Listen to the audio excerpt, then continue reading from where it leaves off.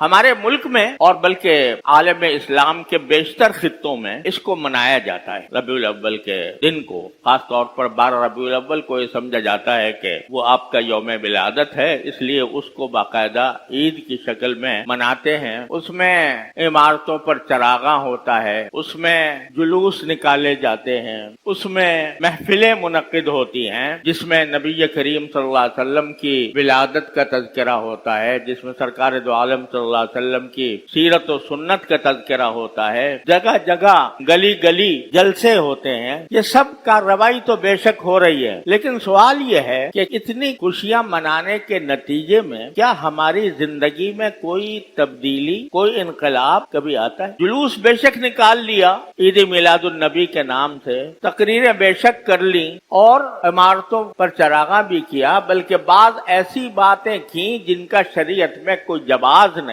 بعض جگہوں پر یہ سننے میں آیا کہ روضہ اقدس، سرکار دو عالم صلی اللہ علیہ وسلم کے روضہ اقدس کی شبیہ بنا کر اور اس کے گرد لوگ طواف کرتے، جس کا کوئی جواز نہیں۔ یہ ایک طرح سے شرکیہ رسم ہے، اور جس طرح چراغاں کرنے کے بعد اور روضہ اقدس کی شبیہ بنانے کے بعد جس طرح وہاں پر ایک طوفان برپا کیا جاتا ہے، نعروں کا طوفان برپا کیا جاتا ہے، شور شغب کا، موسیقی کے ساتھ نبی کریم صلی اللہ علیہ وسلم کی نعتیں پڑھی جاتی ہیں، موسیقی کے ساتھ، وہ موسیقی جس کو نبی کریم صلی اللہ علیہ وسلم نے ناجائز قرار دیا تھا، اس موسیقی کے ساتھ نعتیں پڑھی جا رہی ہیں۔ خواتین جن کی آواز کو سرکار دو عالم صلی اللہ علیہ وسلم کی ازواج مطہرات سے بھی یہ فرمایا گیا تھا کہ تم اپنی آوازیں پست رکھا کرو، اور جن کے بارے میں بعض فقہاء کرام کا بلکہ ایک شریعت کا یہ موقف ہے کہ عورت کی آواز بھی عورت ہے، یعنی آواز کو سننا غیر محرموں کے لیے لذت لینے کے لیے حرام ہے، لیکن وہ نعتیں پڑھ رہی ہیں اور نعتیں پڑھ کر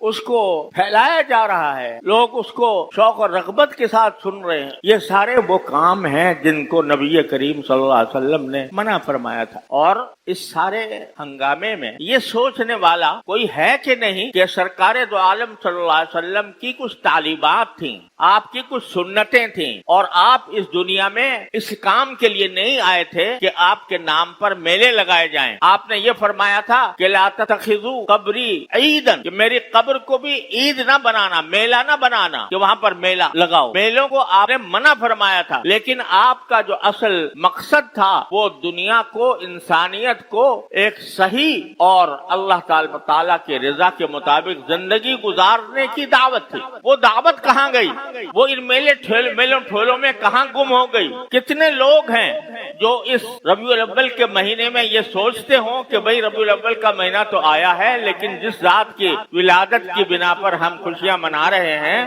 اس ذات کی تعلیمات میں سے کون سی تعلیم ایسی ہے جس پر عمل کر رہے، کون سی پر عمل نہیں کر رہے؟ اور اگر نہیں کر رہے تو کم از کم اس مہینے کے اندر یہ جائزہ لے کر اپنی اصلاح کی فکر کر لیں۔